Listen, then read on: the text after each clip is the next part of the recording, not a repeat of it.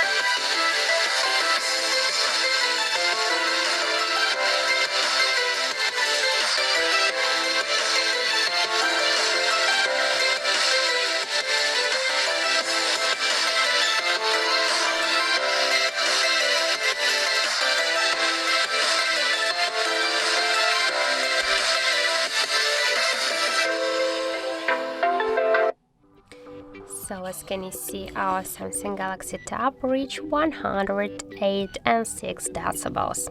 So that's it. Thank you for watching, and if you find this video helpful, don't forget to leave a like, comment and to subscribe our channel.